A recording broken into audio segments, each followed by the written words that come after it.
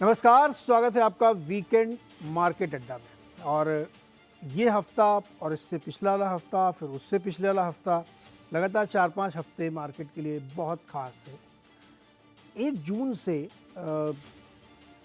Result आया होगा उसके आसपास, वहाँ से लेकर के आज तक अगर जोड़ें तो आप 5 जून से ले लीजिए। चलिए 5 से 5 1 महीने के अंदर मार्केट ने न सिर्फ न्यू हाई लगाया, बड़े बड़े जो दिग्गज हैं, जायंट, उन्होंने भी आउट परफॉर्म किया है और बहुत ज़बरदस्त रैली मार्केट में बनी है। आप ये देखिए, करीब निफ्टी जो है 7.5% चल चुका है जून से अब तक। अभी 4-5 दिन हुए इस महीने के। चाहे निफ्टी देखें, सेंसेक्स देखें, तो एक धारणा बनी कि इस बार लार्ज कैप ने मार्केट को लीड किया, लेकिन फैक्चुअली ये गलत है। लीड तो मिड कैप ही कर रहे हैं। 11% की रैली है मिड कैप में और 13.5% की है स्मॉल कैप में।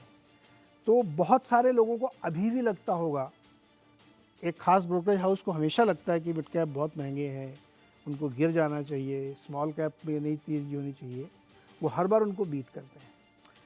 तो थोड़ा ये समझने की ज़रूरत है कि इस मार्केट में इतनी बड़ी रैली क्यों बन रही है। और अब उसमें बड़े स्टॉक भी शामिल हैं। रिलायंस हो, HDFC बैंक हो, इन सब ने पिछले 1 महीने में बहुत कंट्रीब्यूट किया और बहुत बड़ी रैली बनी है। अब ये प्री बजट रैली है, कमज़ोर मैंडेट वाली सरकार को सेलिब्रेट करने वाली रैली है, मजबूत विपक्ष वाली रैली है। कौन सी रैली पता नहीं अभी, लेकिन रैली है और बहुत ज़बरदस्त रैली है, अक्रॉस द बोर्ड है। डिफेंस स्टॉक आप देखेंगे तो आपको समझ में नहीं आएगा, जितना भी MBA में आपने पढ़ा हो ना, सब भूल जाएंगे आप।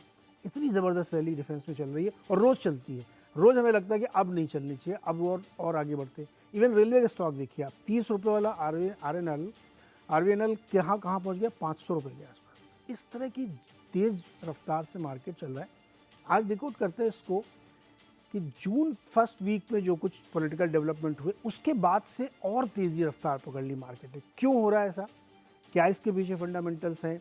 और हर बार ज़्यादातर लोग गलत पढ़ते हैं कि अब नहीं चलेगा या अब थोड़ा रुक जाएगा, थम जाएगा, लेकिन मार्केट में ऐसा कुछ होता हुआ दिख नहीं रहा है। इस बीच मौके का फ़ायदा उठा करके बहुत सारे प्रमोटर, PE फंड माल बेच भी रहे हैं, लेकिन उससे भी किसी को डर नहीं। हाथों हाथ 5,000 करोड़ का माल एक झटके में एब्जॉर्ब हो जाता है। तो ये भी इस बाज़ार की स्ट्रेंथ है। इसी को आज चर्चा में समझते हैं, बातचीत करते हैं। हमारे साथ बहुत खास मेहमान हमेशा की तरह रोज़ वाले हैं, जो हर हफ्ते हमारे साथ जुड़ते हैं। आज थोड़ा सेटअप चेंज है ना, आज पॉडकास्ट टाइप का सेटअप है। तो अभय अग्रवाल जी हमारे साथ हैं। आप सब लोग जानते हैं, पाइपर्स एरिका के CIO और फंड मैनेजर हैं। अरुण मल्होत्रा जी हैं, एक और बड़ा फंड चलाते हैं। और अभिषेक अग्रवाल को तो आप जानते ही हैं। इसके साथ ही मनीष जी हमारे साथ जुड़े हुए हैं। मनीष जी थोड़ा दूर हैं हमारे से, हमारे स्टूडियो में नहीं है, लेकिन मनीष जी के विचार बिल्कुल हम लोगों के करीब रहेंगे। तो मनीष जी से भी चर्चा होगी। और मैक्रो मोज़ेक के हेड है वो, मनीष डांगी सर। तो बहुत बहुत स्वागत है आप सब लोगों का। और मिर्ज़ापुर सीरीज़ देखने के लिए एडवांस में इनविटेशन है कि आज रात में देखिएगा, फिर हम लोग उसको डिस्कस भी करेंगे। तो शुरुआत की जाए। आपको समझ में आ रहा है? मुझे तो बिल्कुल नहीं समझ आ रहा मार्केट में हो क्या रहा है, क्यों इतनी बड़ी रैली बन रही है। देखिए, इसको थोड़ा पीछे से देखें। जब इलेक्शन के समय से, इलेक्शन के 1-1.5 महीने पहले से अनसर्टेनिटी का एनवायरनमेंट था। FPIs की आपको याद होगा, काफ़ी सेलिंग थी इलेक्शंस के पहले।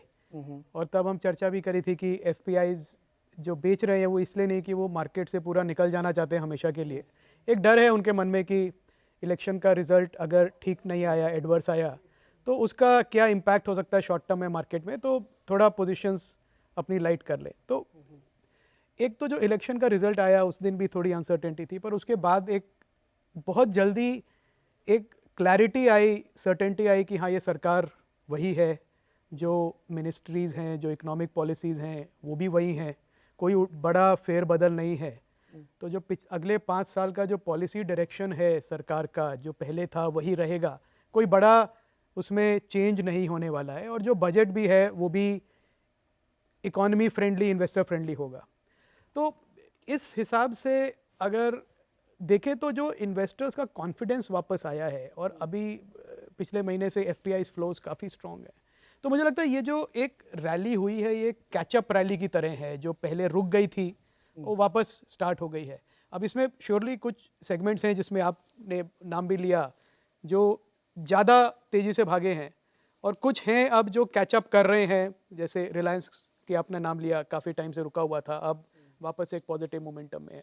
तो मुझे लगता है ये रैली जो है सस्टेन करेगी, मुझे नहीं लगता कि कोई बड़ा शार्प करेक्शन यहाँ से आएगा।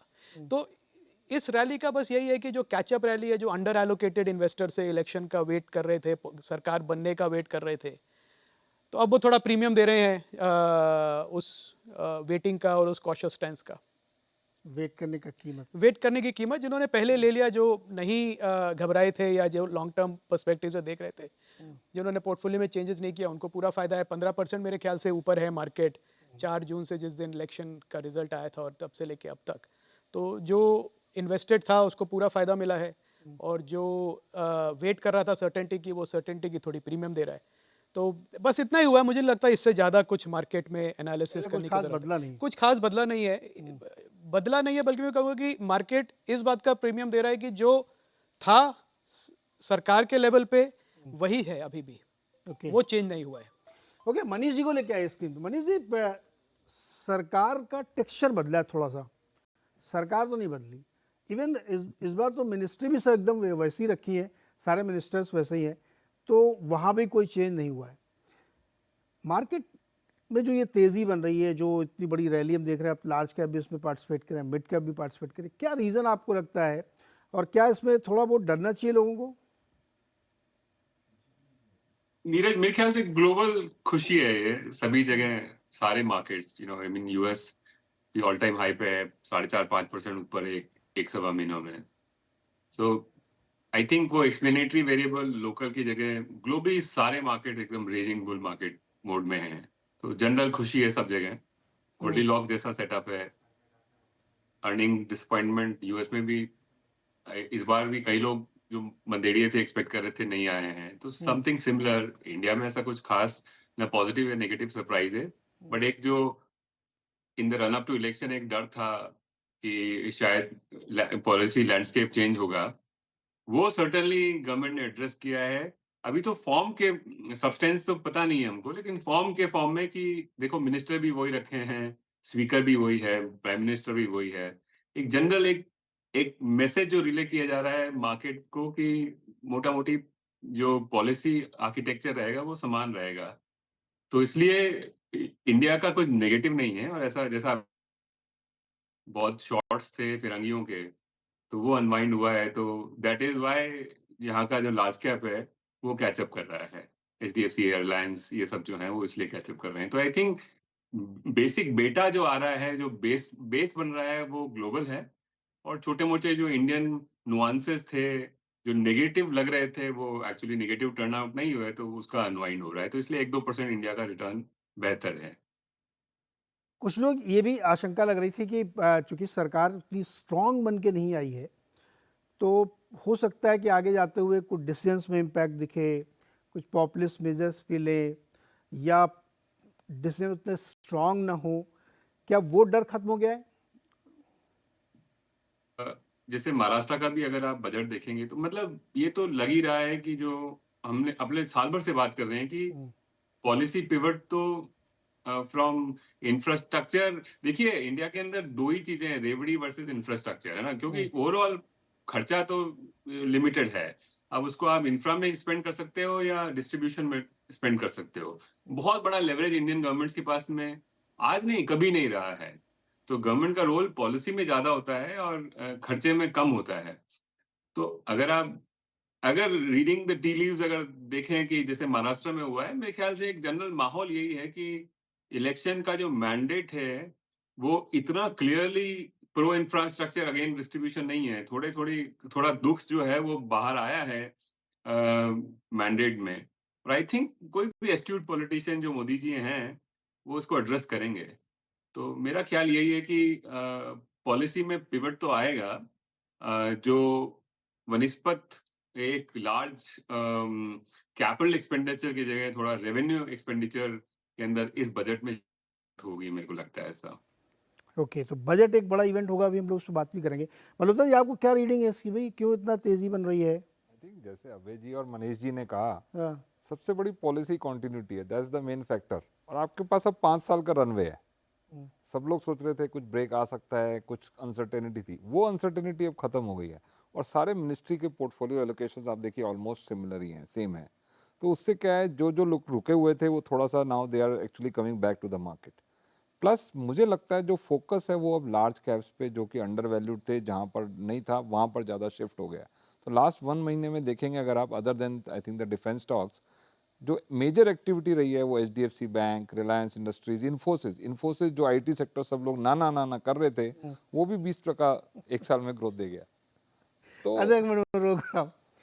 किसी को पी की चिंता नहीं है, बहुत महंगा है, बहुत महंगा बाजार का, सस्ता हुआ कब था? हमें है चिंता। आपको है ना? अभी रुक जाओ, आता हूँ मैं आपके पास। रिलायंस कभी सस्ता हुआ था क्या कि बहुत सस्ता मिल रहा था इसलिए कैचअप रैली बन गई? इन्फोसिस तो गिरा ही नहीं। देखो, ये जो लार्ज कैप थोड़ा फिर भी आप ओवर पे कर सकते हो, बट सबसे बड़ा रिस्क होता है स्मॉल और मिड कैप में, उनको ओवर पे करने का। अभी कर रहे हैं। वो लोग ओवर पे कर रहे हैं, वो ठीक है, जब तक ये चलेगा, ये ट्रेड चलेगा, बट वहां पे रिस्क बढ़ता जा रहा है, उसमें कोई डाउट नहीं है। मैं लास्ट बार भी कह के गया था, रिस्क तो बढ़ता जा रहा है, लेकिन जा फिर रहा भी है। तेजी आ रही है। नहीं तो as a investor, astute investor, आपको क्या करना चाहिए, दैट इज द क्वेश्चन। तेजी आ रही है, स्टॉक बढ़ रहा है, बट अगर आप थोड़ा टाइम होराइजन आप लंबा करेंगे, 6 महीने साल का, तो मुझे लगता है आपकी स्मॉल कैप मिड कैप में आपकी जो रिटर्न आप पीछे से एक्स्ट्रापोलेट कर रहे हैं 30% बनेगा, वो बिल्कुल नहीं बनेगा और शायद नेगेटिव भी हो सकता है। ऐसा लग रहा है आपको? हाँ, बिल्कुल लग रहा है। या ये है कि मिड कैप और स्मॉल कैप के कंपैरिजन में हम देखते हैं हमको लार्ज कैप सस्ता लगने लगता है? नहीं, मुझे लगता है कि कहीं ना कहीं जगह फ्रॉथ है, कहीं ना कहीं ओवर एक्सेसिव वैल्यूएशन है। ये दो तरीके से करेक्ट होती है, प्राइस करेक्शन, टाइम करेक्शन। मुझे लगता है कि प्राइस करेक्शन की प्रोबेबिलिटी ज़्यादा है। टाइम तो ठीक है, वो तो चलो ठीक है, 6 महीने साल में और नीचे जाता जाएगा, but in the short term अगर आप मेरे से पूछें तो प्राइस करेक्शन की प्रोबेबिलिटी है। क्या ट्रिगर करेगा event, it's very difficult to say, और हमेशा कोई ना कोई इवेंट आ ही जाता है। बट ये जो वैल्यूएशंस हैं और ये जो हो रहा है मार्केट में, इतनी छोटी छोटी कंपनीज इतनी ज़्यादा वैल्यूएशंस पे, उसको एक्स्ट्रापोलेट करके कुछ भी पे कर रहे हैं, वो मार्केट में कभी चल नहीं पाती है, ज़्यादा देर तक सस्टेन नहीं हो पाती है। ये इस सवाल को मैं दूसरी तरह रखता हूँ। अगर आप लार्ज को छोड़िए, मिड कैप स्मॉल कैप का पूरा यूनिवर्स लीजिए, तो उसमें ऐसा नहीं कि वो 4000 स्टॉक चल रहे हैं, 300-400 मैक्सिमम होंगे, वही ड्राइव कर रहे हैं, वही रही चले। ये फेनोमेना पूरी दुनिया में, अमेरिका में भी वही 6-7 स्टॉक मिल के 5500 खींच दिया S&P को, लेकिन लोग खरीद रहे हैं अभी भी। ऐसा नहीं कि देखिए डिफेंस में बहुत बड़ा पैसा जा रहा है, एक एक दिन में 15% स्टॉक जब चलता है, वो 200 रुपये वाला स्टॉक 3000, 4000, 5000, मैंने बताया 30 रुपये का RVRNL 500 रुपये का है। तो किसी को दिखता है महंगा कि नहीं महंगा, फंड मैनेजर को क्यों नहीं दिखता है कि महंगा है? मेरा क्वेश्चन सिर्फ ये है कि ये महंगाई जो स्टॉक में है, ये किस तरह से एक्सप्लेन कर रही है फंड मैनेजर्स को जो लगातार बाइंग कर रहे हैं? सो नीरज जी, मुझे लग रहा है कि फंड मैनेजर्स फोर्स्ड हो रहे हैं बाई करने के लिए, बिकॉज जितने फंड मैनेजर्स ने लास्ट 6 महीने में यह कैश कॉल लिया है, वो सब के सब गलत हो गए। एंड मार्केट में मेरे हिसाब से एक फोमो वाली फीलिंग है। फोमो किस तरह से होती है कि आपको ये पता चल जाए कि 1 महीने बाद आपका वो स्टॉक 20% ऊपर हो जाए, तो वो आप देखने के लिए तैयार नहीं हो कि आपने उसमें पार्शियल एग्जिट ले लिया, वो स्टॉक चल गया। So nobody is prepared to see that kind of loss, which is a loss of opportunity. तो किसी को कैश में रहना नहीं है, और क्योंकि मार्केट इस तरह की तेज़ी पकड़ के काम कर रहा है, तो सबको लग रहा है कि भाई हर महीने पैसे बन रहे हैं, तो फिर किसी भी महीने में हम क्यों कोई सेविंग रखें। So people are not trying to time, they are just simply deploying whatever they have in the market. And वो अगर हम इंस्टीट्यूशनल के रूट से देखें तो fund manager is nobody but else taking the money from such channels, और वो इनको डिप्लॉय करना पड़ता है। क्योंकि अगर आप देखें SIP का जो डेटा है हमें जो हर बार दिख रहा है, हर साल सालाना बाय सालाना जिस तरह का SIP का ग्रोथ हमारे देश में है, पूरी दुनिया में कहीं नहीं है। सो अब ये क्वांटम भी छोटा नहीं रहा। एक ज़माना था जब 7-8 हज़ार करोड़ की SIP होती थी, अभी आप 20-20 हज़ार करोड़ की SIP मंथली बात कर रहे हैं। It's not a small number, $3 billion के आसपास का नंबर अब आ गया है जो महीने की है, तो ये कोई छोटा नंबर नहीं होता। एंड वो भी मार्केट को संभाले हुए है। बट सबसे बड़ा रीज़न अगर मुझे लगे कि मार्केट में, डिस्पाइट हम में से बहुत जनों ने पहले भी कहा है कि मार्केट हेवी लग रहा है, मार्केट एक्सपेंसिव है एंड डरना चाहिए हमें, फिर भी ऐसा कुछ हो नहीं रहा, वो इसलिए है there is a absence of a relatable reason to sell. इसका मतलब ये है कि फंडामेंटली कुछ तो सामने दिखे, जो ऐसा दिखे कि हमें ये रीजन दिख रहा है इसलिए हमें बेच देना चाहिए। अभी वैल्यूएशन को छोड़ के कोई भी ऐसी दूसरी कंसर्न रिलेटेबल नहीं है जिसको जस्टिफाई किया जाए कि मार्केट से एग्जिट कर ले। दूसरी बात, ग्रोथ की हम बात कर रहे हैं तो कंपनियां ग्रोथ दे रही है, तो कहाँ ऐसा सिनेरियो नहीं है कि प्राइस भाग रही है और आपको वहाँ पे ग्रोथ नहीं आ रही है। ग्रोथ आ रही है, ग्रोथ दिखा भी रहे हैं। और छोटी कंपनियों के अंदर में जो बार बार स्मॉल एंड मिड कैप के अंदर में ये प्रीमियम क्यों आ जाता है देन लार्ज कैप और एनी अदर पार्ट, वो ये भी है कि ओनरशिप। अगर हम अमेरिका को कंपेयर करते हैं, वहाँ पे लार्जली जितनी कंपनियां सारी इंस्टीट्यूशन है, प्रोमोटर लेड नहीं है। और यहाँ पे ज़्यादातर प्रोमोटर लेड है। तो अगर प्रोमोटर लेड की जो शेयर्स अगर वो प्रोमोटर अपने पास रखता है तो फ्लोट क्या आपके पास मार्केट में, सो फ्लोट की कमी है। अच्छा, फ्लोट की कमी है और अगर थोड़ी सी भी ग्रोथ आती है या थोड़ा सा भी रुझान आ जाता है इन्वेस्टर का, तो स्टॉक भाग जाता है। सो रैली को अगर हम देखें तो उसको मल्टीपल फैसेट्स में देखना पड़ेगा कि ऐसा आइसोलेटेड नहीं है कि कोई चीज़ सस्ती लग रही है इसलिए कोई बाई कर रहा है। हर किसी के अपने अपने रीजंस बनते जा रहे हैं, चाहे वो शायद गवर्नमेंट की पॉलिसी को सपोर्ट करते हुए बने, या हमें ये लगे कि अगले 5 साल में शायद ये स्टोरी चल जाएगी। लास्ट वाले अपने शो में भी हम लोगों ने डिस्कस किया था कि डिफेंस, सेमीकंडक्टर, इस तरह की इंडस्ट्री जो है, अगेन यहाँ से 5 से 10 साल की स्टोरी है, तो जहाँ पे भी कोई स्टॉक अगर वहाँ दिखेगा तो लोग उसको जंप करेंगे, एंड वही हो रहा है। सो ओवरऑल देखें, डर लग रहा है मार्केट में, 100% फ्रॉथ है, इसमें कोई डिनाइल नहीं है। एंड मैं तो ऑन द कॉन्ट्री ये भी कहूँगा कि अभी अगर मार्केट को देखें 5 साल के हिसाब से किसी से भी आप यहाँ पे व्यू लेंगे वो पॉजिटिव बात करेंगे, मगर मार्केट लीनियर नहीं है। मार्केट लीनियर नहीं है। आप सोचेंगे 5 साल तक हर साल हर महीने एकाएक चलता रहेगा, वो नहीं होगा। वैसा कभी नहीं होता, कहीं नहीं होता। कंसर्न्स मेरे हिसाब से कंसर्न क्या है, आने वाले समय में अब आ रहा है यूएस का इलेक्शन। यूएस का इलेक्शन क्योंकि ग्लोबली साइजेबल सबसे बड़ी इकोनॉमी है, ये मैटर करता है। स्लो डाउन आएगा क्योंकि बाहर से पैसे जो इतने आ रहे थे या जो इतना बड़ा साइड मनी है, वो थोड़ा स्लो डाउन वहाँ पे हो सकता है। आज की डेट में सबसे ज़्यादा जो डिमांड है वो डोमेस्टिक है, वहीं से ही अपनी सारी की सारी डिमांड आ रही है बाइंग की। दैट्स द रीजन मार्केट के अंदर में अभी भी कहीं से भी कोई ऐसा सेलिंग प्रेशर नहीं आ रहा जिससे ये रैली रुके। एफआई तो बाई नहीं कर रहे, तो यूएस से हमें क्या फर्क पड़ेगा? सो एफआई बाई नहीं कर रहे, वो हम सिर्फ बात कर रहे हैं उस पर्सपेक्टिव से जहाँ पे लेन देन की बात हो रही है एज अ फ्लोट। मगर अगर हम ओवरऑल इकोनॉमी की बात करें, जहाँ पे आईटी की जैसे एक सेक्टर की हम बात कर रहे हैं, या और भी दूसरे सेक्टर जहाँ पे यूएस की ओवरऑल इकोनॉमी की कंडीशन क्या है उस पर मैटर करता है। सो डेफिनेटली जैसे हम यहाँ पे इलेक्शन में इतने कंसर्न थे एंड प्री इलेक्शन से पहले एक पॉज लग गया था, उसके बाद इलेक्शन के रिजल्ट के बाद ये रैली हम बात कर रहे हैं जो 1 महीने की है, सिमिलरली यूएस में मुझे नहीं लगता कि कुछ डिफरेंट होने वाला है। सो वहाँ पर भी क्योंकि ये कंसर्न रहेगा कि अब नेक्स्ट पार्टी कौन बनाएगा, कौन पीएम होने वाला है, प्रेसिडेंट होने वाला है, सो वहाँ पे भी एक पॉज आएगा। और जब ऐसा कोई पॉज आता है तो हर जगह पे एक थोड़ा सा तो मार्केट थमता है। तो मुझे लग रहा है consolidation is one word which I can use right now rather than saying कि कोई सेलिंग आ जाएगी। वहाँ जाने कि अभी तक के हिसाब से पता नहीं आगे क्या होगा कि ट्रम्प साहब जीत जाए। जैसे यहाँ कह रहे थे मोदी जी एकदम 400 लेके आएंगे, वैसे अभी वहाँ सब लोग कह रहे हैं ट्रम्प जीते। बाइडेन साहब तो बेचारे के ऊपर दबाव है कि आप छोड़ के हट जाइए, दूसरे किसी को लड़ने दीजिए, लेकिन वो मान नहीं रहे। तो ये भी कहीं ना कहीं मार्केट डिस्काउंट करके चल रहा है कि ट्रम्प जी आने वाले हैं। मुझे लग नहीं रहा मार्केट कुछ भी डिस्काउंट कर रहा है, बल्कि कर मार्केट रहा है। कोई मूड में ही नहीं है कुछ भी डिस्काउंट करने के। यहाँ भी ऐसा ही हुआ था, डिस्काउंटिंग हुई थी कि नहीं हुई थी यहाँ पे? नहीं हुई थी। और आई थिंक वो जब ये इवेंट एकदम पास आ जाते हैं तो अनसर्टेनिटी बढ़ती जाती है, क्योंकि लोग कहते हैं कि भाई थोड़ा रुक जाते हैं, खरीदना भी है, रुक जाते हैं, देख लेते हैं क्या हो रहा है, शायद कुछ नेगेटिव वो ना हो जाए। पर उसके बाद जो catch up rally because of liquidity इतनी है सिस्टम में, इतनी जोर से आती है कि उसका रिजल्ट हमने देखा 1 महीने में कहाँ से कहाँ आ गया मार्केट। दूसरी बात मैं आपको नीरज जी बोलता हूँ दैट ये फ्रॉथी हम डिस्कशन करते हैं कि मार्केट आपको तो महंगा लग रहा है, वही बताइए ना। मैं क्या लग रहा है, महंगा लग रहा है? आप कहते हैं ना महंगा है बाजार। मैंने तो कभी नहीं कहा, पर मैं जो मेरे पास नहीं है और वो ऊपर चला गया मुझे बहुत महंगा लगता है, फ्रॉथी लगता है। जो मेरे पास है ऊपर चला गया, मैं कहता हूँ मार्केट बहुत सेंसिबल है। डाउन मार रहे हैं। वो सारे फंड मैनेजर्स ह्यूमन बीइंग है, हमको भी ऐसा लगता है कि जो दूसरा नहीं है पोर्टफोलियो में और बहुत हाई चला गया वो फ्रॉथी है, वो महंगा है। वो महंगा है। जो हमारे पास है वो तो मार्केट बहुत इंटेलिजेंट है, एकदम मतलब फेयर प्राइस। वो तो अभी चला ही नहीं है। grass is always greener on the other side. नहीं पर ठीक है, पर मुझे लगता है फ्रैंकली 30 साल से मार्केट देख के आई थिंक मार्केट एक इंटेलिजेंट सिस्टम है जो ऑटो करेक्ट करता रहता है अपने आप को। बीच बीच में कभी फ्लोज की वजह से ओवर प्राइस होता है, अंडर प्राइस हो जाता है, तो आपको वो मैनेज करना पड़ेगा over a period of time. पर मार्केट में तो रहना ही पड़ेगा, मतलब आप अपना पोर्टफोलियो एलोकेशन चेंज कर लें, थोड़ा उसको प्ले अराउंड कर लें, रिस्क को कम करने के लिए पोर्टफोलियो में रिटर्न एक्सपेक्टेशन बढ़ा ले या कम कर ले, उतना एक्टिविटी ठीक है। पर ओवर द ईयर्स मार्केट में बने रहने में ही समझदारी है। मतलब एक इवेंट से डर के निकल गए या कैश एलोकेशन बढ़ा दिया, फिर वापस भाग रहे हैं। जैसे अभिषेक ने कहा कि कैसे जो कैश लेके बैठे थे अब वो वापस इस जुगाड़ में है कि वापस मार्केट में आ जाएं, प्रीमियम दे रहे हैं। तो उससे अच्छा है कि आप मार्केट में बने रहें, क्योंकि ओवर द पीरियड तो मार्केट रिवॉर्ड करेगा ही, शायद 1 साल ना दे उसके बाद देगा। तो डिपेंड करता है कि आपका अच्छा, investment दूसरा period कोई क्या है। एवेन्यू भी नहीं है पैसा लगाने का। कहाँ लगाओगे आप? अब एफडी करोगे कोई फायदे एज नहीं? इंटरेस्ट रेट्स कम हो रहे हैं और वो एक मुझे लगता है ट्रम्प इलेक्शन यूएस इलेक्शन से ज़्यादा जो इम्पैक्ट जो मार्केट अभी देख रहा है कि वो इम्पैक्ट है कि इंटरेस्ट रेट कट से क्या होगा, लिक्विडिटी बढ़ेगी और सिस्टम में, कॉस्ट ऑफ कैपिटल और कम होगा, तो कैरी ट्रेड्स हैं वो और बढ़ जाएंगे उस समय।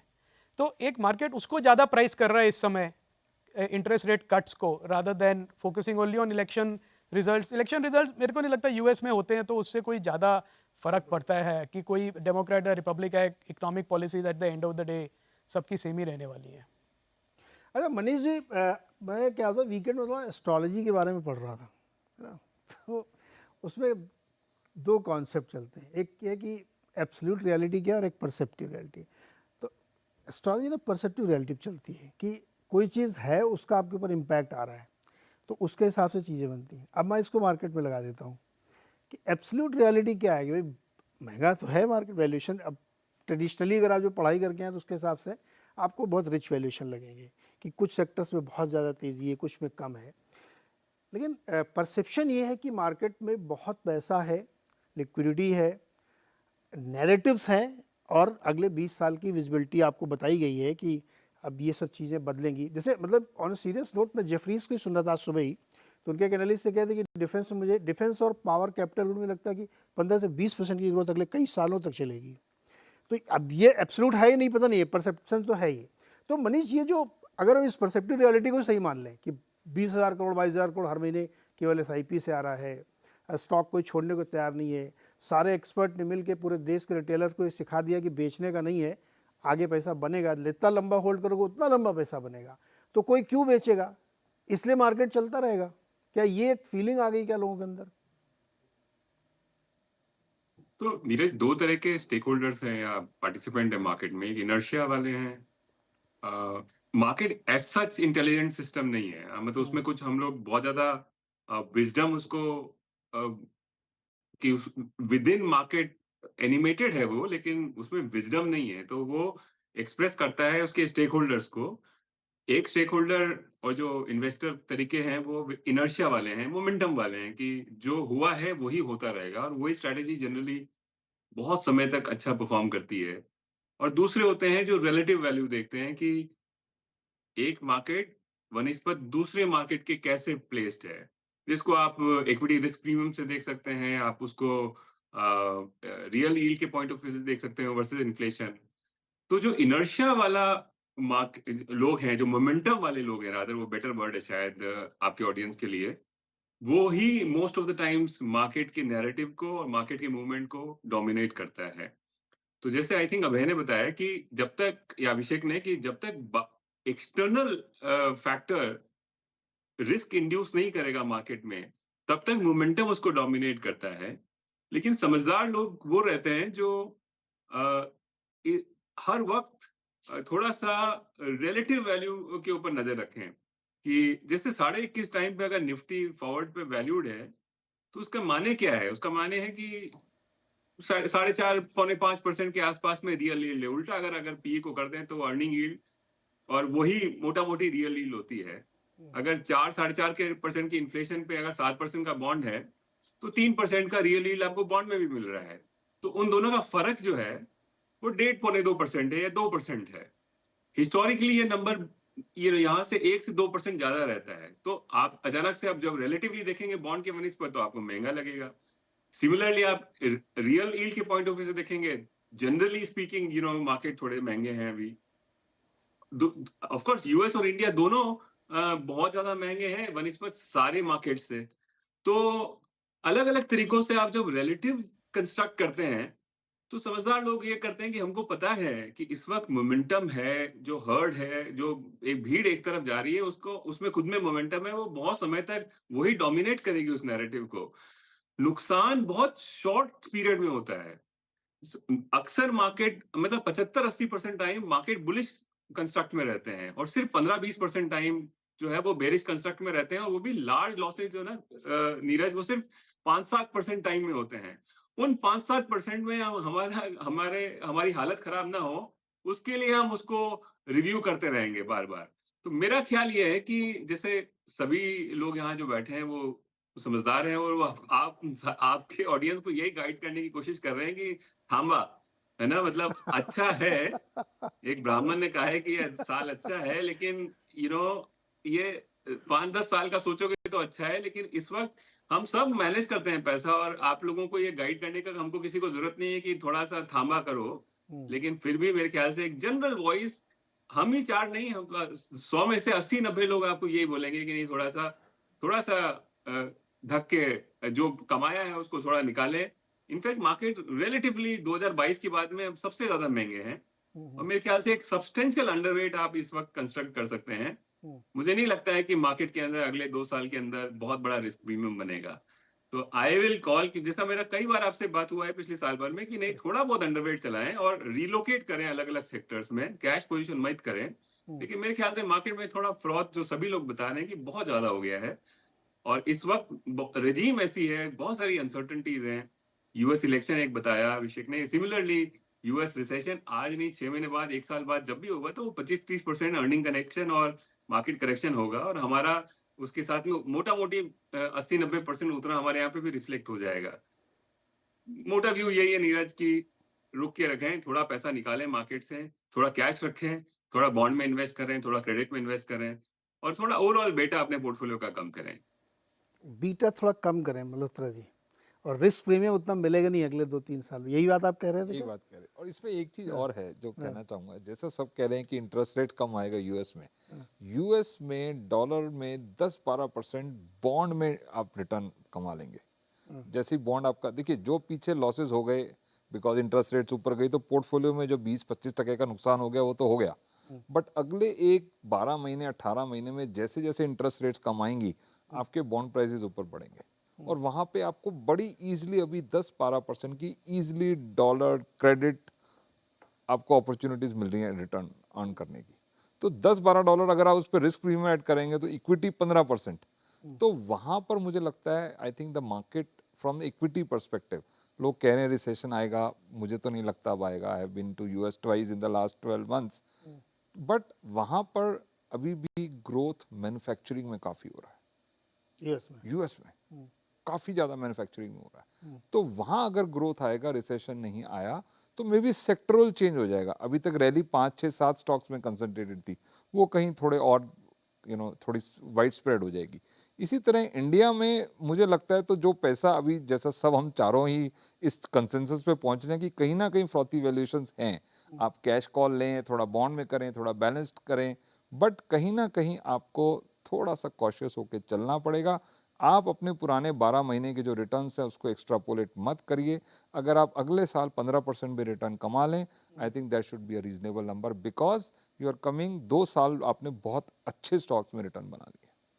दोनों और पीछे से, हाँ, और पीछे से चलो कोविड के बाद तो ठीक है, वो सबने नीचे गया, उसके बाद तो करेंगे क्या आप? कैश में कैसे बैठेंगे, कितने दिन तक देखिए बैठेंगे? हमारा ये हाउस व्यू ये रहता है कि अगर हमें इन्वेस्टर ने पैसा दिया है तो वो इक्विटी एलोकेशन के लिए दिया है, तो हम नॉर्मली कैश कॉल्स नहीं लेते हैं। वो एसेट एलोकेशन वो अपने एंड पे कर रहा है, तो जो उसने हमें एक्स अमाउंट दिया है अपने पोर्टफोलियो के लिए, वो इक्विटी वैल्यूएशन के लिए दिया। उसमें हम बीटा चेंज करते रहते हैं, जैसे मनीष जी ने कहा, थोड़ा लार्ज कैप में आ गए, थोड़े स्टॉक्स में आ गए, कहीं क्वाज़ी कैश हैं, कहीं डिविडेंड यील्ड है, कहीं ना कहीं ऐसे स्टॉक्स में आ गए जहां अगर कोई ना कहीं करेक्शन आता है जो डीपर, कई बार शॉर्ट टर्म में वो सीवियर हो जाता है, वहां पर आपकी प्रोटेक्शन बनी रहेगी। ओके, तो नेट ये पंचों की राय बन रही है कि थोड़ा अलर्ट रहने का, है ना?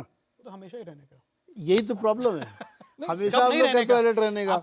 मैं पहली बार आपके शो पे आया था, मुझे याद है, मई 2022 में, तब भी आपने तब कहा था 14,000 था निफ्टी, हाँ, तब सब कहते थे अलर्ट रहने का, हाँ, अंडरवेट रहने का। आपने शो किया था कि एफपीएस को वापस आना पड़ेगा, पहला शो था मुझे याद है, हाँ। 14,000 था उस टाइम, अलर्ट थे उस टाइम पे सब। आज भी कह रहे हैं अलर्ट रहो, तो मेरे को नहीं समझ आता कि कब अलर्ट ना रहें, कब मैं पूछना चाहूंगा लोगों से कि अलर्ट कब ना रहे मार्केट में, हाँ। कब अंडरवेट ना रहे मार्केट में। कि अभी ना गलती होने का चांस अभी ज्यादा है। वो 14,000 का 24,000 सिर्फ निफ्टी आ गया 2 साल में, हाँ। तो अलर्ट कब ना रहे बीच में, इसमें ये नहीं, पूरी जर्नी में। मुझे ऐसा लगा था कि क्योंकि मैंडेट बहुत अच्छा नहीं आया, हाँ, तो लोग थोड़ा कहेंगे अरे भाई अब थोड़ा सा मैंडेट थांबा। अच्छा मैं आपको बताऊँ, रिलायंस की आपने बात करी, तो रिलायंस के जो प्रमोटर हैं, क्या वो रोज ये देखते हैं कि इलेक्शन का रिजल्ट अच्छा नहीं है, आज हम काम पे नहीं जाएंगे? अपना काम कर रहे हैं, कंपनी बढ़ रही है, बड़ी बन रही है, सारी कंपनी जो लिस्टेड है, हम जिसमें इन्वेस्टेड हैं, मुझे लगता है किसी का प्रमोटर ये सोचता है कि इलेक्शन का रिजल्ट अच्छा नहीं आया तो आज मैं काम पे नहीं जाऊंगा। कर रहे हैं काम। देश में जो अर्निंग्स की ग्रोथ है वो तो कंपनी से आएगी ना, जो आपके पोर्टफोलियो में है। आप सिर्फ निफ्टी का वैल्यूएशन देखते रहेंगे कि 21 हो गया, उसका उल्टा यील्ड हो गया, वो एक रेड हेरिंग है। आपकी रिटर्न आएगी आपके पोर्टफोलियो से कि उसमें क्या है, और उसमें आप सेक्टरल चेंज कर सकते हैं ना, बिल्कुल करिए। हाई प्राइस्ड है उसको बेच दीजिए, इस सेक्टर पे या उस स्टॉक पे फोकस करिए जहां पे आपको लग रहा है कि एक बॉटम बन रहा है। अब लॉन्ग टर्म में पैसा वैसे ही बनता है, ज़्यादा मुश्किल काम नहीं है, पर हाँ मेहनत करनी पड़ेगी। बदलते रहें। अच्छा, बदलते मैं पहले एक बार मनीष जी से एक बात और लेके आता हूँ, बड़ी इंटरेस्टिंग। मनीष जी, आपको याद, हम लोगों ने बहुत बार एक बार चर्चा की थी, आपने बढ़िया से एक्सप्लेन किया था कि जो हमारे बड़े पुराने बिजनेस हाउसेज हैं ना, जो बहुत लार्ज बिजनेस हाउसेज हैं, वो हाल फिलहाल में बहुत एग्रेसिव हुए हैं। मैं खासतौर पर बिरला जी की बात कर रहा हूँ। और सीमेंट में देखिए इतने एग्रेसिव हो गए, पेंट में बहुत एग्रेसिव है, कैपिटल में, रियल एस्टेट में, हर चीज़ में बहुत एग्रेशन के साथ काम चल रहा है। मतलब बहुत बड़े बड़े प्लान्स वो रख रहे हैं। और इस बाज़ार में जबकि इतनी तेज़ी का बाज़ार है ये, फिर चाहे आप अडानी ग्रुप को देखें या इवन रिलायंस इंडस्ट्रीज़ के ग्रुप को देखें, तो अब देखिए रिटेल में कितना बड़ा है, बहुत एक्सपैंड कर चुके रिटेल के बिजनेस को। ये वाली सिचुएशन को आप कैसे एनालाइज करते हैं कि ये जो पुराने घराने बहुत एग्रेसिव हो रहे हैं बड़े अपने बिजनेसेस को एक्सपेंड करने के लिए? मतलब सीमेंट वाले में तो मुझे लगता है कि जंग चल रही है एक, कि मैं बड़ा कि तू बड़ा। एक्चुअली ये 4 या 4.5 घराने ही हैं, मतलब ओवरऑल 4.5 आधा कौन है?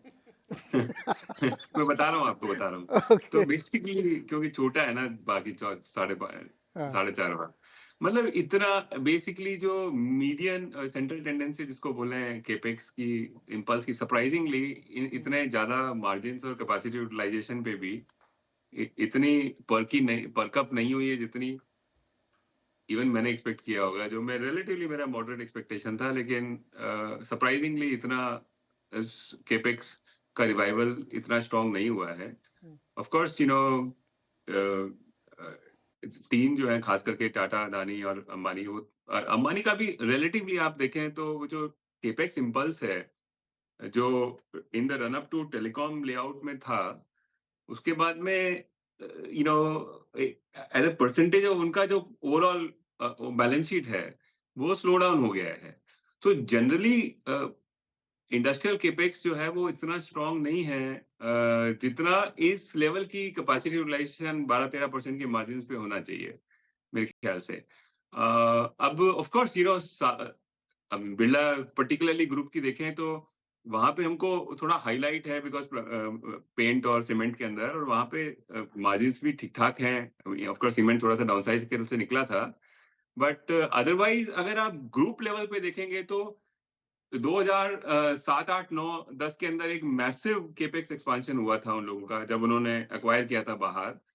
उसके बाद में थोड़ा सा डाउनटर्न आया क्योंकि डेट की वजह से थोड़ा डिस्ट्रेस था, एंड उसके बाद में एकदम स्लो डाउन हो गया ग्रुप। अब बिकॉज बोडा से के स्ट्रेस से निकले हैं, ओवरऑल बॉयंसी है और प्रॉफिटेबिलिटी में, इसलिए पहली बार आफ्टर वेरी लॉन्ग उस पर्टिकुलर ग्रुप ने का थोड़ा इन्वेस्टमेंट थीम है, इंटरनल चैटर है कि नहीं करना है।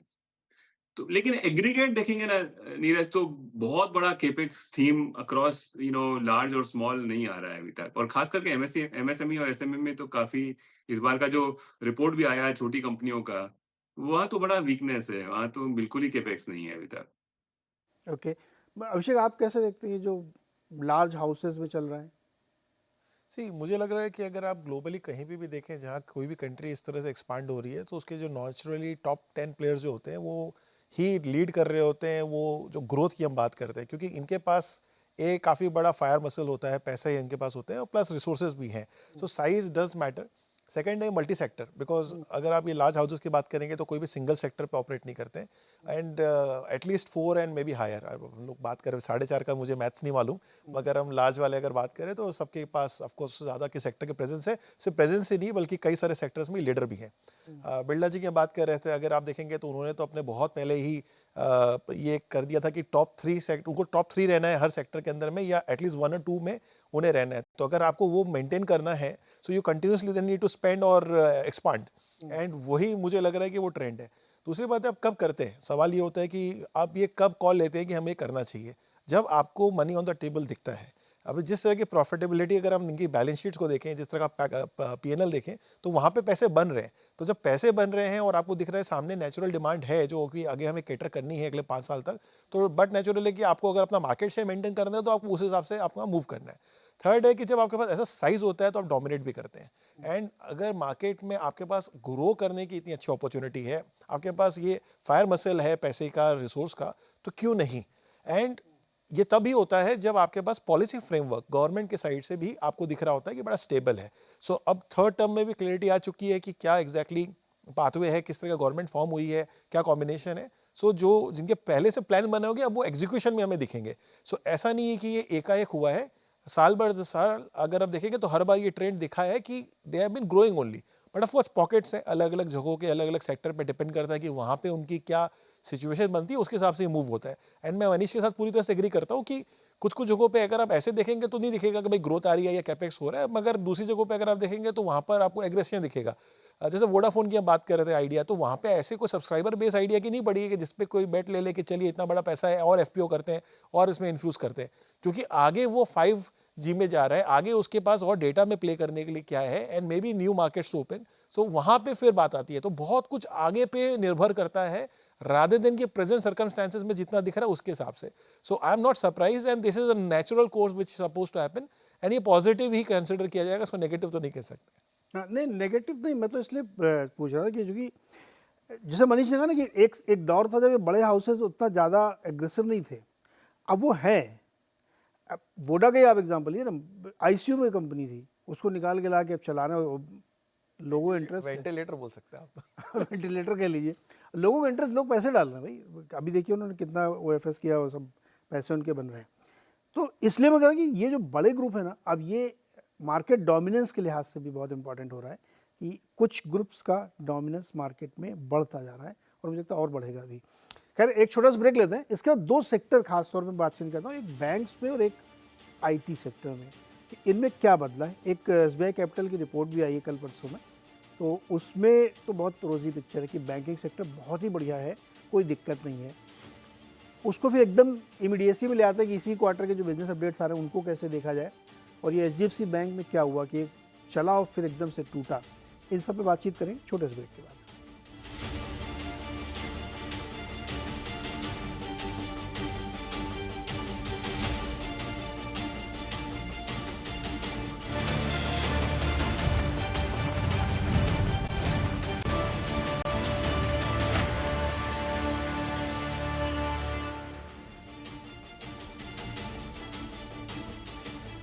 स्वागत है एक बार फिर से आपका इस खास चर्चा में, जो हर हफ्ते हम लोग मार्केट के उन सवालों को एड्रेस करने की कोशिश करते हैं जो पूरे हफ्ते आपके दिमाग में थे और आगे पूरे हफ्ते दिमाग में रह सकते हैं, तो उनका जवाब अभी से ढूंढने की कोशिश करते हैं।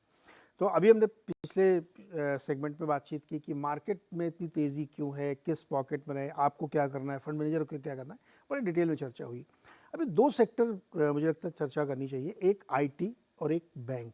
बैंक में स्पेशली प्राइवेट बैंक को भी गौर करेंगे।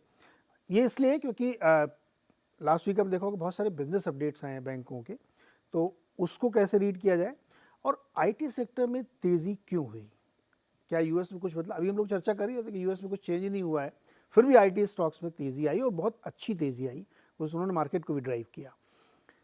कैसे इनको रीड किया जाए एक एक करके देखते हैं। पहले बैंक को समझते हैं। मनीष जी, बैंक में क्या हो रहा है?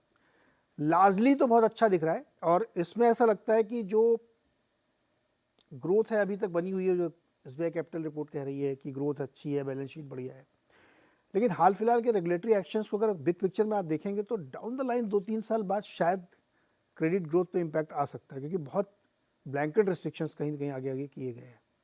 आपके हिसाब से बैंकिंग सेक्टर में क्या चल रहा है इस समय? तो पहली बात तो ऑफ कोर्स हिस्टोरिक भाव से आप महंगा नहीं ले रहे हैं, तो एक बार वहां पे अगर आपने टिक बॉक्स कर दिया तो मोटा मोटी बैंकों में इंटरसेक्शन 3 साइकिल्स के इंटरसेक्शन पे देखता हूँ कि अगर लेवरेज साइकिल किसी देश के अंदर एक्सपांड हो रहा है तो जनरली बैंकिंग या कोई भी financing entity wealth related businesses बेहतर करते हैं। तो इंडिया में पिछले 8-10 सालों तक लेवरेज थोड़ा स्टैग्नेट किया था।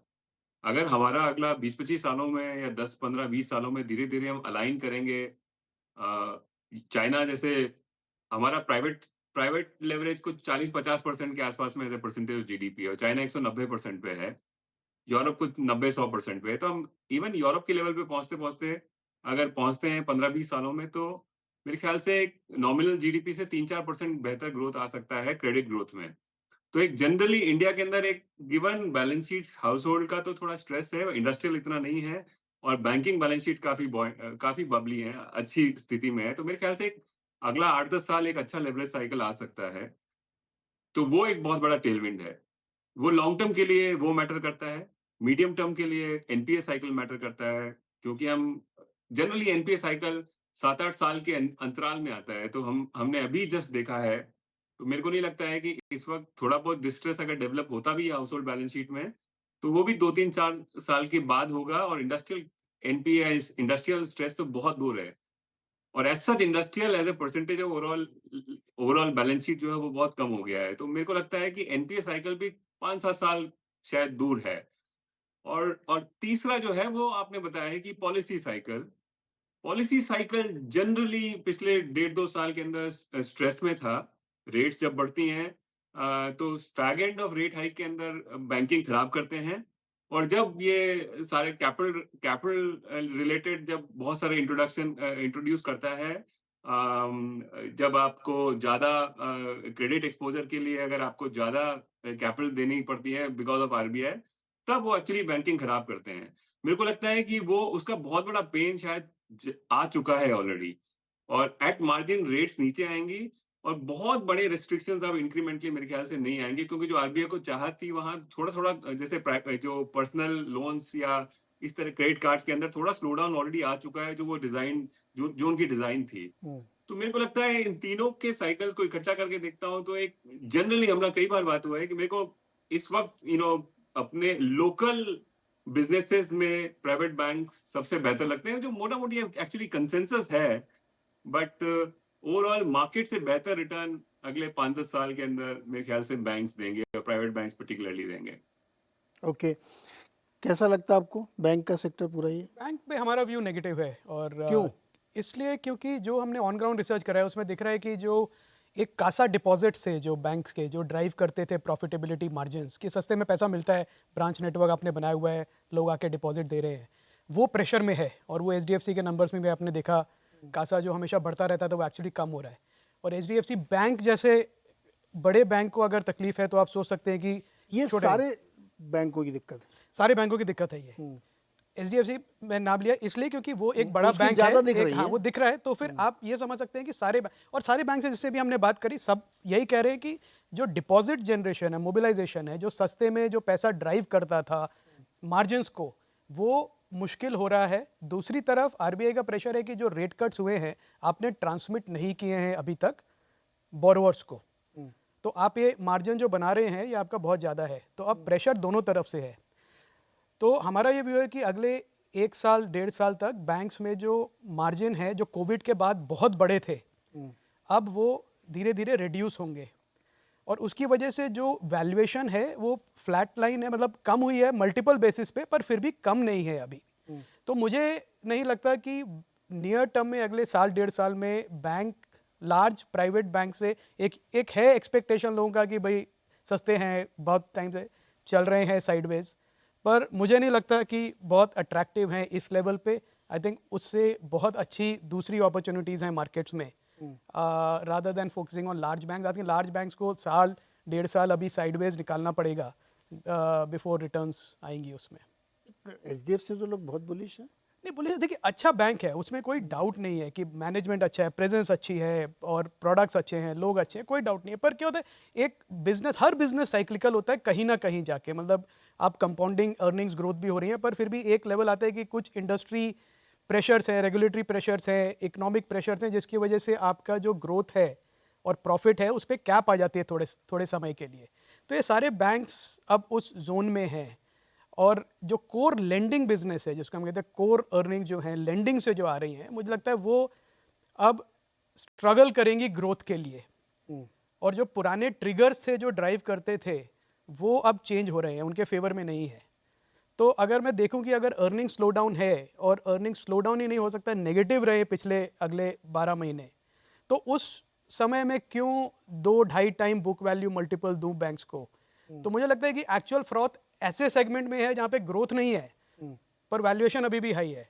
इनफैक्ट अब तो मैं कहूँगा कि जहाँ पे ज़्यादा ग्रोथ दिख रहा है और वैल्यूएशन हाई है वो फिर भी सेफर जोन है इन्वेस्टर्स के लिए।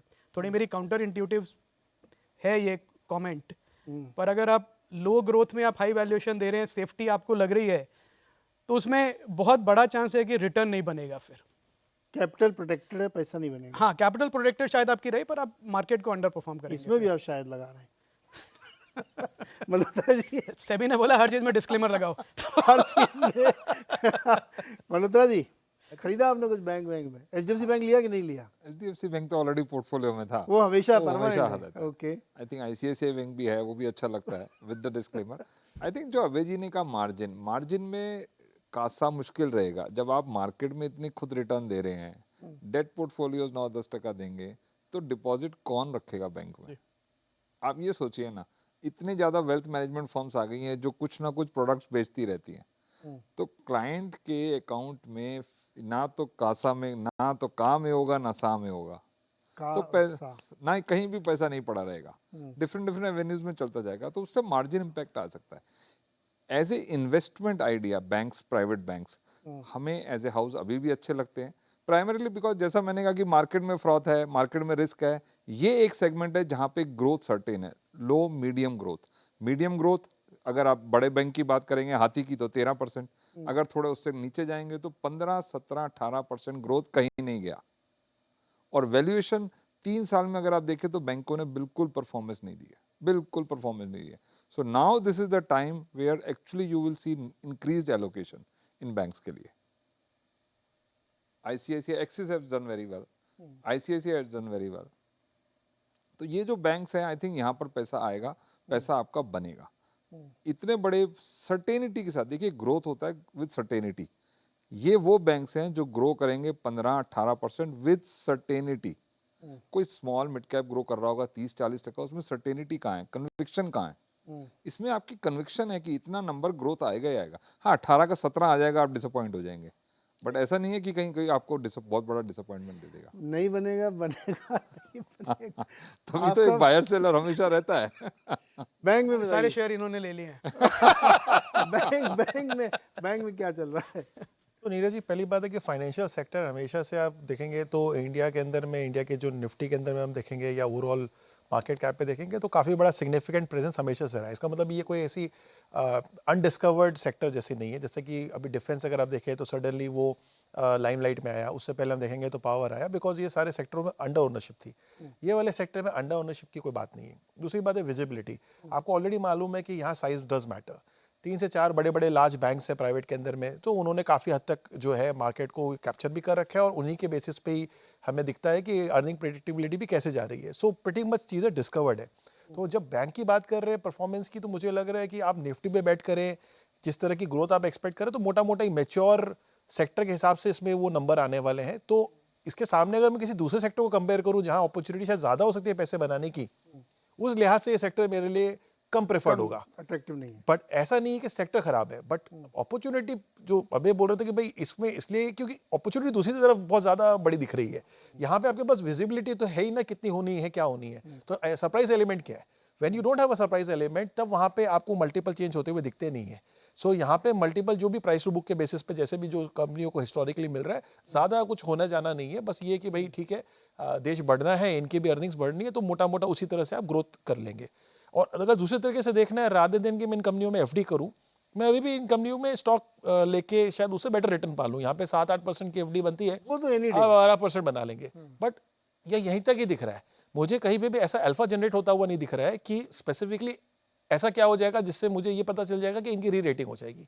री रेटिंग कहाँ हो सकती है? सेलेक्टिवली, जैसे कि किसी कोई पर्टिकुलर बैंक कोई पर्टिकुलर सेक्टर को ज्यादा एक्सपोजर लेके बैठा है, इंफ्रा ले लीजिए, पावर ले लीजिए, वहां पे अगर बहुत बड़ी पॉजिटिव चल रही है और कोई सर्टेन बैंक्स का एक्सपोजर इस तरह के मैंडेट में वो वहां लगाते हैं, तो सडनली फिर वहां पे आपको सेलेक्टिव बेसिस पे आप कॉल ले सकते हैं। बट ओवरऑल सेक्टर पे अगर मैं बात करूं तो प्रीटी मच डिस्कवर सेक्टर है और हिस्टोरिकली कोई ज़्यादा खराब परफॉर्म नहीं किया। टाइम कैचअप की वजह से हम दिख रहे हैं वैल्यूएशन थोड़ी सप्रेस हो गई है क्योंकि बाकी चीज़ें ज़्यादा अच्छी लग रही है। बाकी किसी ने मेरे से बातचीत में कहा, उन्होंने कहा कि जो बहुत अच्छा जब पूरा सब कुछ चल रहा होता है तो जो सब कम एफिशिएंट प्लेयर होता है ना सबसे ज़्यादा पैसा बनाता है, और जब बहुत ख़राब दौर चल रहा होता है तो सबसे एफिशिएंट आदमी पैसा बनाता है। तो जब कोई सेक्टर मैच्योर हो गया, बहुत बढ़िया चल रहा है, तो उसमें वही रूटीन वाली ग्रोथ होगी, बिल्कुल, है ना। अच्छा, एक वेरी वेरी क्विकली, चूंकि समय का मैं छोटे छोटे आईटी छूट जाएगा हमारा। मनीष जी, आईटी पे क्या व्यू आपका? आपने आईटी बहुत पहले एक बार बताया कि बहुत बढ़िया लग रहा है, फिर आपने कहा नहीं अब हट जाना चाहिए। इस वक्त कैसा लग रहा है, और भारतीय आईटी कंपनियों में क्यों तेजी आ रही है? अमेरिका में तो कुछ बदला ही नहीं है। अच्छा, जनरल बायस नीरज मेरा थोड़ा सा डिफेंसिव है और मैं कैश कॉल पसंद नहीं करता हूँ। सो बेसिकली कहाँ हाइड कर सकते हो, तो बिकॉज एक आईटी जनरली एक ग्लोबल सिक्लिकल ट्रेड होता है, बट बिकॉज इस बार कोविड की वजह से आईटी का सब्सटेंशियल परफॉर्मेंस पहले ही हो गया, फिर ले ऑफ्स हुए, तो even if global cyclically slow down हो तो भी शायद आईटी का स्लो डाउन बिकॉज वो ऑलरेडी प्ले आउट हो चुका है तो वो नहीं होगा। तो एक मेरे ख्याल से इंडियन आईटी रिलेटिवली सेफर बेट रहेगा अगर आपको डिफेंसिव खेलना है तो। एंड जनरली बेटा रिड्यूस करने के लिए मेरे ख्याल से ये बिजनेस ठीक करेगा पोर्टफोलियो में। दूसरा ऑफ कोर्स अगर जो एआई लेड कहीं प्रोडक्टिविटी गेन्स इंडिया के अंदर कहीं आने वाले हैं तो मेरे ख्याल से फर्स्ट ऑर्डर एक्सप्रेशन उसका इंडियन आईटी में होगा, क्योंकि अगर वो 10x 20x इंजीनियर्स का थीम अगर प्ले आउट होता है तो उसका बहुत बड़ा बेनिफिट मेरे ख्याल से ये बड़े आईटी फर्म्स है इंडिया में उनको मिलेगा। और तीसरा, अगर अगला 6-12-18 महीनों के अंदर एक यूएस सब्सटेंशियल स्लो डाउन या रिसेशन आता है और करेंसी डिप्रिशिएट होती है तो उसमें भी, बिकॉज मैं जनरली डॉलर फॉर्म के अंदर ट्रैक करने की कोशिश करता हूँ अपने रिटर्न्स को, तो वहां पे भी मुझे प्रोटेक्शन मिलेगा अगर अपनी करेंसी वीकन होती है एकदम शॉर्ट टर्म के लिए। तो उस हिसाब से मुझे लगता है कि एक डिसेंट बेट है आपके पोर्टफोलियो कंस्ट्रक्ट में आईटी भी। तो आईटी एक सेफर बेट है बीटा कम करने के लिए, ये यहाँ पे ध्यान दिया जा सकता है। और रिजल्ट अच्छे आने वाले हैं क्या? बहुत नहीं मुझे नहीं लगता, मुझे लगता है वही सेम जो 1% 2% वैसे जो ही। गाइड करते हैं। और अगर मैं सिर्फ उस हिसाब से देखूं तो वैल्यूएशन बहुत स्ट्रेस्ड है, अभी भी 25-30 टाइम के मल्टीपल पे चल रहे हैं ऐसी कंपनी जो 2% का ग्रोथ दिखाने को तैयार नहीं है। तो मुझे नहीं समझ आता कि कोई क्यों ले उसको पोर्टफोलियो में। पता है आपको, देखो मार्केट की पूरी कहानी यहीं पे है। हम लोग इतनी देर से जो चर्चा कर रहे हैं वो कहानी यहीं पे आगे रुकती है कि आईटी में एक्चुअली ग्रोथ नहीं बहुत दिख रही है। तो जैसे मनीष भी कह रहे थे कि आप थोड़ा सेफर बेट ले सकते हैं उसमें कि वो इतना गिरते भी नहीं है। यही है मार्केट असली, कि ग्रोथ नहीं लेकिन मैं गिरूंगा क्यों, अच्छा हूँ मैं।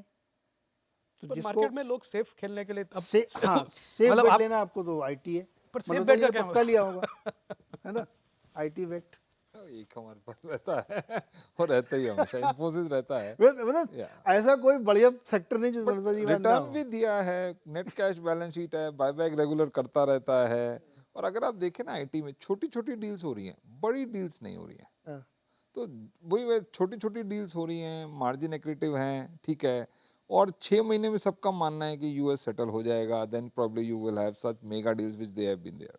अभी क्या हो रहा है कि पहले बीएफएसआई काम करता था, अभी कोई मैन्युफैक्चरिंग कर रहा है, अभी एनर्जी एंड यूटिलिटीज में अच्छा ग्रोथ दिख रहा है उनको। कहीं ना कहीं थोड़ा सेक्टरल उनको भी कहीं ना कहीं ग्रीन शूट्स दिख रहे हैं। बट अभी भी I think it is still 6 months away जब आपको ग्रोथ दिखना चालू होगा आईटी में। पेन तो थोड़ा सा था, है, और शायद रहेगा। थोड़ा सा रहेगा। तो ये आप कई मतलब 4-5 क्वार्टर से कह रहे हैं But कि अगले 2 क्वार्टर में ठीक हो जाएगा। रिटर्न तो फिर भी आया ना, 20% ग्रोथ तो आपको फिर भी दिया ना स्टॉक प्राइस में। नंबर में ठीक है 1-2% होगा। अग्रवाल जी, आईटी क्या व्यू है आपका आईटी में? मुझे लग रहा है मिड कैप में क्या, मिड कैप वाले ज़्यादा अच्छा कर रहे हैं क्या? अगर हम ओवरऑल लास्ट 1 साल की रैली में देखेंगे तो अंडर परफॉर्मर आईटी सेक्टर रही हुई है, जहाँ पे स्टॉक्स जो है उतने कैचअप नहीं हुए। तो अब जो अगर आपने रैली देखी है तो मुझे लग रहा है वो कैचअप हो रहा है, क्योंकि अब वैल्यूएशन अगर को ढूंढ रहा है कि चलिए मुझे कहाँ पे वैल्यू प्ले करनी है, तो आईटी में आपको नेचुरली मिल रहा है। दूसरी पॉइंट आपका मैं वो एड्रेस करना चाहूँगा कि आपने राइटली कहा कि भाई चलिए आपकी ग्रोथ नहीं आ रही फिर भी मार्केट नीचे क्यों नहीं ला रहा है उसको। वो इसलिए क्योंकि आपकी जो अर्निंग्स आ रही है वो तो कम से कम आप मेंटेन करो, बॉटम लाइन तो आप मेंटेन करो। ये तो हुआ नहीं कि लास्ट ईयर से कम प्रॉफिट हो गया आपका। सो प्रॉफिटेबिलिटी जब तक आप मेंटेन कर रहे हो तो वो उसको जस्टिफाई कर रहा है कि मेरी वैल्यूएशन भी फिर मैं वहाँ पे स्टैंड करेंगे।